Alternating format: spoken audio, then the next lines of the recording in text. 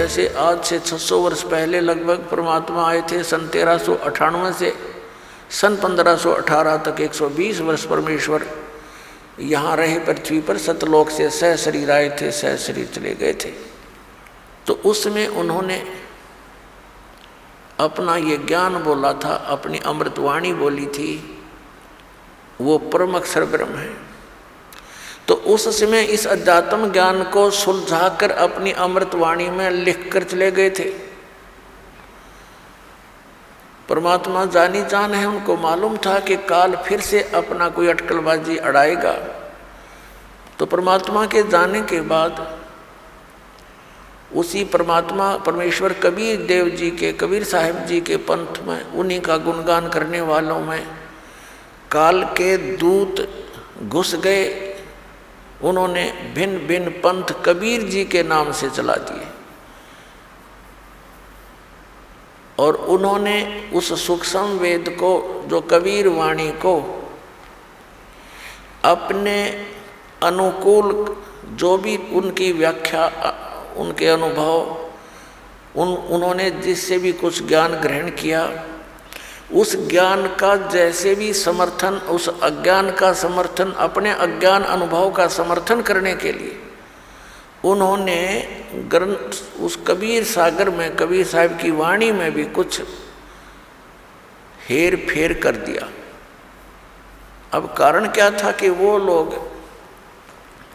ये कहा करते थे कि कबीर सागर से हम ज्ञान दे रहे हैं, और वो बक रहे थे वैसे। फिर उन्होंने देखा कबीर सागर में कि कल ने कोई पूछ ले भी कहाँ कबीर सागर में, तो देखा उसमें गड़बड़ी पाई। उनकी व्याख्या के विपरीत कबीर सागर परमात्मा की वाणी बोल रही थी, कबीर साहिब की वाणी। तो उन्होंने उसमें अपने अटकल अनुसार अपने अज्ञान को सत्य करने के लिए कुछ उसमें परिवर्तन भी किए।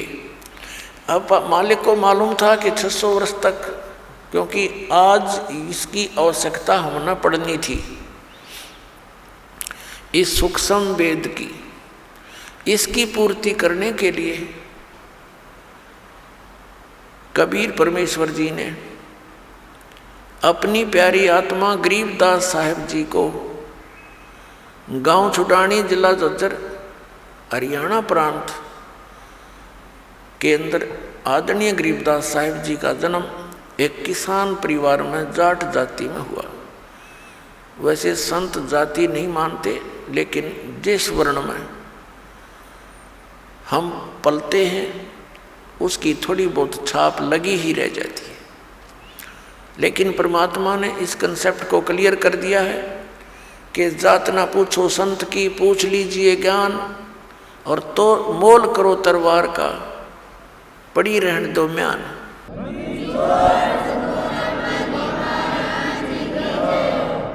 आदरणीय गरीबदास साहिब जी जब 10 वर्ष के बालक थे, अपने गांव, अपने ही गांव के खेतों में, अपने ही खेतों में, अपनी जमीन में, वहाँ पशुएं गौवें चरा रहे थे।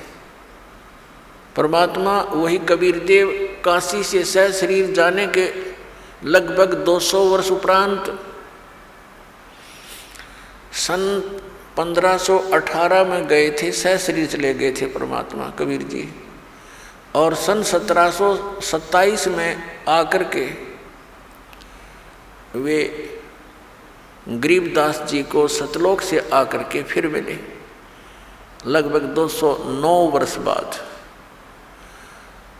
और फिर उनको वहाँ आकर उनके पास पहुँचे। उस समय ये पाली यानी आदरणीय गरीबदास साहिब जी तथा उसी के साथी गवाले वहाँ पशुएं चल रही थी। दिन के 10 बजे फाल्गुन सुदी द्वादशी, फाल्गुन सुदी द्वादशी और विक्रमी संवत 1784 यानी सन 1727 दिन के 10 बजे खाना खा रहे थे। गौवें चर रही थी इधर उधर, कुछ बैठी थी वृक्षों के नीचे। परमात्मा एक साधु वेश में, जिंदा के महात्मा के वेश में वहाँ आए। पालियों ने, ग्वालों ने कहा राम राम महाराज जी। परमात्मा ने कहा राम राम भाई। तो उन पालियों ने, बच्चों ने कहा कि महात्मा जी भोजन पाओ। परमेश्वर ने भोजन से मना कर दिया और धन्यवाद कर दिया और कहा भोजन मैं खा के आया हूँ भाई अपने गांव से। ग्वालों ने पूछा आपका गांव कहाँ है, कितनी दूर है यहाँ से? परमेश्वर ने कहा कबीर जी ने कि 16 शंख पर हमरा तकिया, हम गगन मंडल के जिंदा, हुक्म हिसाबी यहाँ चल आए, काटन काल का फंदा। पालियों ने पूछा था कि महाराज जी आपका डेरा कहाँ है, आपका गांव कौन सा है, आप कहाँ रहते हो? तब परमेश्वर ने कहा था कि 16 शंख पर हमारा तकिया, 16 शंख कोश पर हमारा तकिया यानी हमारा स्थान है। हम गगन मंडल के जिंदा, हम आकाश में घूमने वाले महात्मा हैं। हुक्म हिसाबी हम चल आए, काटन काल का फंदा, हम अपने ही आदेश अनुसार यहाँ काल के इस फंद को काटने के लिए आया हूँ। इस गूढ़ ज्ञान को बच्चे नहीं समझ सके, वो पाली ग्वाले नहीं समझ सके, जिसमें बड़ी उम्र के भी थे। उन्होंने सोच लिया कि 16 कोस की दूरी पर होगा। पहले एक दूसरे से इतने परिचित नहीं थे क्योंकि कन्वेंस नहीं होती थी। फिर कहा महात्मा जी भोजन पालो। परमात्मा ने कहा नहीं भोजन नहीं पाऊंगा। तो उन्होंने कहा जी भोजन नहीं पाओगे, दूध तो पीना पड़ेगा महाराज जी, क्योंकि एक श्रद्धा और प्यार से लाडों में पहले दास को खूब ज्ञान है, उस पवित्र समय का खूब आभास है, जिसमें आने वाले अतिथि का कितना रिस्पेक्ट हुआ करता था। आज इस माया की दौड़ ने और इस शिक्षा ने हमारे को कति निकम्मा बना दिया। दया रही नहीं, आदर रहा नहीं। हम पहली बार किसी जैसे गांव से शहर में गया था दास, तो वहाँ देखा था शहर वाले उन लोगों का व्यवहार। मैं आश्चर्य में था कि ये ना यूँ कहते हैं पानी पी लो, ना ये कहते हैं आ जाओ भोजन पा लो, या ये यूँ भी नहीं कह रहे हैं कि आ जाओ बैठ जाओ। ये कैसा व्यवहार है इन लोगों का। ये थोड़ी सी बिजली उस समय शहरों में गिरी थी, कोई रिस्पेक्ट रहा नहीं, स्वार्थ हो तो बात करे ना करे नहीं। अब ये तकरीबन सब जगह फैल चुकी है। तो उस समय ये दास देखा करता था, कोई भी व्यक्ति अननोन आ जाता था और कहता था मैं आज रात यहीं रुकना पड़ेगा मुझे, उसका विशेष सत्कार आदर अलग से उसका रहना बहुत प्यार से रखा करते थे और भोजन की सर्वप्रथम पूछा करते थे। तो उसी दृष्टिकोण से उन्होंने कहा जी वो दूध तो पीना ही पड़ेगा। पहले गौवे बहुत रखा करते थे गांव शहर में, यानी खेतों में बहुत सी गायें रखते थे और बहुत सी ऐसी गौवें भी होती थी जो बहुत शरीफ होती थी, जब चाहे बच्चा लगाया और दूध निकाल लेते थे। तो परमात्मा ने कहा भाई दूध पीऊंगा कंवारी गाय का, पिलाना है तो पिलाओ बच्चों। तो वो जो बड़े बड़े पाली थे वो कहने लगे बाबा जी तेरा दूध पीने का इरादा नहीं है, मजाक करते हो आप, कंवारी गाय कभी दूध देती है? परमात्मा कहते हैं भाई तुम्हारी नीयत दूध प्यान की है तो कंवारी गाय भी दूध दे देती है। अब वो बड़े पाली थे, वो तो मजाक समझ रहे थे।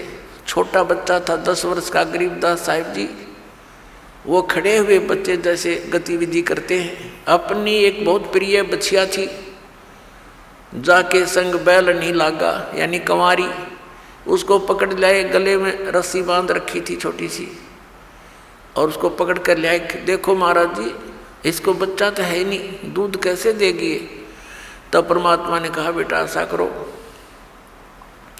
आपके पास जो कोई पात्र है छोटा सा, जैसे मिट्टी का एक पात्र था, 5-7 किलो जैसे लस्सी वगैरह ले आते थे, वो उन्हें धो मांझ कर रख रखा था।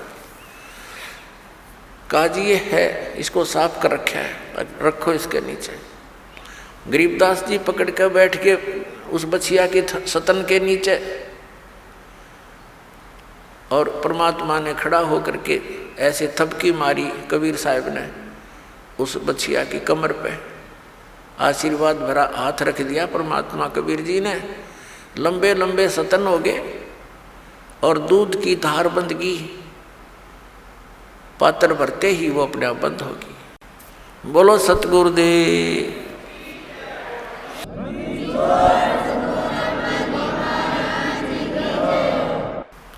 अब वो गरीबदास जी उस लेकर के उस पात्र को परमात्मा से कहा, ले महाराज जी पी लो, आपने तो कमाल कर दिया। अब परमात्मा ने आधा पिया, कुछ पिया उसमें से, और शेष कहा ले बच्चों तुम पी लो, पालियो तुम पी लो, गवालो। तो बड़े बड़े जो गवाले थे वो कहने लगे हम ना पीवें, एक तो आपने जंतर मंत्र का दूध निकाल दिया, और फिर पता नहीं तू कौन सी जाति का है, तेरा जूठा हम ना पीवें, और जंतर कुंवारी गाय का दूध हमें पाप लगे, हम कभी नहीं पीवें। वो तो उठकर चले गए इस बात के मारे, कहीं बाबा जी प्रेशर ना दे दे, पीना ही पड़ेगा। गरीबदास जी ने कहा लाओ भगवान आपका दास पीवेगा। पुणात्माओं, साधों से ती मस्करी ये चोरा नाल खुशहाल, मल अखाड़ा जीतेंगे ये युगन युगन के माल। तो वो युगन युगन के माल थे गरीबदास जी, युगन युगन के पहलवान थे, रेसलर थे, अब प्रैक्टिस करते आ रहे थे। उनके हृदय में एकदम बात सवागी, अकेला आपका दास पीवेगा। तो पुण्यात्माओं, इस ज्ञान को, इस मार्ग को वही ग्रहण कर रहा है जो युगों युगों का माल पहलवान है, बहुत दिनों से इसमें संघर्षशील है। तो आदरणीय गरीबदास साहिब जी ने कहा पिया, और कहा महाराज जी दूध तो हम डेली पीते हैं, पर इस दूध का टेस्ट आज तक नहीं देखा मैंने। तब परमेश्वर कबीर देव जी ने कहा कि बेटा ये सतलोक से, मेरे लोक से दूध आया है, वहाँ दूधों के दरिया भरे हैं, सरोवर भरे, वो खराब नहीं होते, बड़े बड़े समुद्र भर रखे। अपने आत्माओं, इन बातों का आज ये विश्वास कराना इस साइंस ने ऐसा नास्तिक बना दिया इस बोली आत्मा को कि दूध खराब क्यों नहीं होगा, कहीं पर रख लो खराब होगा, ये होगा। अब जैसे गंगा का जल जो है, गंगा नदी का, इसको कहीं रखो ये कभी खराब नहीं होता, और किसी भी दरिया का या कुएं का कितना जल रख लो, चाहे डिस्टिल करके रख लो उसको, वो भी खराब हो जाता है। तो ये एक सैंपल है सतलोक के मटेरियल पदार्थ का, कि वहाँ ऐसे पदार्थ हैं। गरीबदास जी ने कहा भगवान सचमुच वहाँ दूधों के सरोवर भरे हैं। कहाँ बेटा, तो फिर तो वहाँ गाय भी रखने की जो आवश्यकता नहीं होगी। ना बिल्कुल नहीं, अब पाली अपने पशुओं से घना दुखी होया करे, वो दुखी हो लेता है, उनको घेर घार के और सोचा और पीछा छूटे जाए, ऐसा कोई स्थान है। तो उसने कहा महाराज जी सचमुच मैं कैसे विश्वास करूं आपकी बात पर, मुझे एक बार दिखा दो वो आपका सतलोक, आपका जो स्थान बताते हो जहाँ दूधों की दरिया भरी है और बागों का फल फ्रूट जो खिले रहते हैं, लद पद रहती है, सदाबहार बाग बताए परमात्मा ने सतलोक में। गरीबदास जी वहाँ रहते थे जहाँ नरी जांटी थी, जांडी के वृक्ष थे, आम की तो देखने भी ना मिल रहा था, एक आधा पेड़ कहीं होता था। तो उनको बड़ा आश्चर्य हुआ। परमात्मा आए इसी उद्देश्य से थे कि मेरा कोई गवाह बने, मुझे कोई पहचान ले, मेरा साक्षी बने। आने वाले समय में कलयुग के अंदर जो या बीतली पीढ़ी आनी थी, इसके लिए मालिक ने सारी भूमिका बनाई थी, बैकग्राउंड तैयार कर गए थे कि हु इज गॉड, कौन है परमात्मा और कैसे उसको पहचाना जा सकता है, क्या लक्षण है उसके। तो वो लीला प्रत्येक युग में करते हैं दाता, और इसी का प्रमाण वेद बताते हैं कि वो ऐसी लीला करता है। सतलोक में लेकर गए परमात्मा उस आदरणीय गरीबदास साहिब जी को, उनकी आत्मा को, शरीर वहीं रह गया। ऊपर के सारे लोग दिखाए, ब्रह्मा विष्णु महेश जी के लोग दिखाए, उनकी सतीति से परिचित करवाया, उनसे बातें करवाई, और उन्होंने स्वयं स्वीकारा कि हमारी जन्म और मृत्यु होती है, परमात्मा कोई और है, हम भी उसी की खोज में लगे हुए हैं, लेकिन हमें उनके दर्शन नहीं हुए हैं। और वो परमात्मा प्रकाश रूप है। इस तरह की उन्होंने बातें कही। फिर धर्मराज के दरबार में गए, जहाँ यहाँ का ब्रह्मांड का न्यायाधीश अपनी सभी आत्माओं की वो का निर्णय करता है, न्याय करता है, कर्मानुसार उनके आगे निर्धारित करता है संस्कार। उस लोक में जब गए, उसके पास पहुँचे तो धर्मराज ने अपनी सीट छोड़ दी, अपनी चेयर छोड़कर खड़ा हो गया, आसन छोड़कर, और कहा, विराजो परमात्मा। अपने आत्मा आप देखते हुए कहा, दे व्यक्ति का की ऐसी पर्सनैलिटी होती है कि उसको अपने आप आदमी कहीं भी जाता है उसका सत्कार करता है, क्योंकि उसके संस्कार, उसके पुण्य उसके साथ विद्यमान है। इसी दृष्टिकोण से परमात्मा जब वहाँ पहुँचे तो स्वतः खड़ा हो गया वो न्यायाधीश, क्योंकि ये पुण्यात्मा ही इन पोस्टों को प्राप्त करते हैं। और खड़ा होकर के सत्कार किया और कहा, विराजो भगवान। तब वहाँ काफ़ी वार्ता हुई परमात्मा की और उस प्यारी आत्मा उस धर्मराज की। अब धर्मराज के दरबार में देई कबीर तलाक, मेरे भूले चुके हंस को तू पकड़ना मत कजाक। अब परम अक्षर ब्रह्म ने यहाँ के न्यायाधीश के ऊपर ऐसी डांट लगाई जैसे उच्च अधिकारी एक छोटे अधिकारी पर उसको हिदायत देते समय सख्ती से बोलता है, और वो औपचारिक और शिष्टाचार से, सर जी, यस सर, हाँ जी, जो आज्ञा आपकी, ये एक शिष्टाचार होता है। इसी प्रकार परमात्मा पूर्ण ब्रह्म कबीर देव जी, कबीर साहब, वो काशी वाले धानक, जिसको जुल्हा कहा करते, हम कवि कहकर उसकी फाइल को बंद कर रखा था, हमने उनके इतिहास को क्लोज कर दिया था। वो परम अक्षर ब्रह्म है, वो सर्व सृष्टि रचनहार है, वो हम सब के सृजनहार है। तो वहाँ गरीबदास साहिब जी के सामने अपनी समर्था दिखाते हैं। धर्मराज से कहा कि खबरदार दे, तूने मेरे किसी हंस का, जिसने मेरे संत से, मेरे द्वारा, मेरे रिप्रेजेंटेटिव, मेरे द्वारा भेजे संत से उपदेश प्राप्त प्राणी का तूने अकाउंट भी नहीं ले करना, उसका लेखा जोखा भी नहीं करना तूने। खबरदार दे, उसको पकड़ लाया है तो। धर्मराज हाथ जोड़कर कहता है, करबद्ध होकर कहता है कि ये परमात्मा, आपके हंस को, आपका जो उपदेशी होगा उसको मैं कभी नहीं पकड़ूंगा, उसको कोई दंड नहीं दूंगा। धर्मराय दरबार में देई कबीर तलाक, मेरे भूले चुके हंस को तू पकड़िए मत कजाक। बोले पुरुष कबीर से, धर्मराज कर जोड़, और तुमरे हंस को पकड़ो नहीं, मन 2 ही लाख करोड़। आपका जो हंस होगा मैं कभी उसको नहीं पकड़ूंगा, ना उसको दंडित करूंगा। और फिर उसने कहा कि परमात्मा, जब तक आपकी शरण में ये जीव नहीं आता, तब तक इसके पूर्व जन्म के संचित पाप कर्म मेरे पास विद्यमान होते। हे प्रभु, अब मेरे कागजों में वो स्टैंड करते हैं और यहाँ का नियम है जैसे कोई कर्म करेगा वह भोगने पड़ेंगे, तो परमात्मा उसको तो मैंने दंड देना पड़ेगा, मेरी मजबूरी है।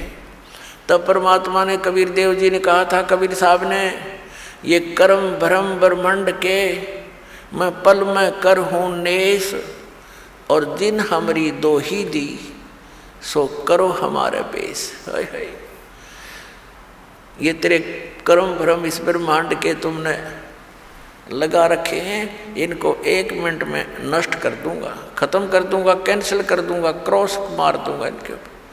और जिन्होंने मेरी दुहाई दी और तुम पकड़ जाए,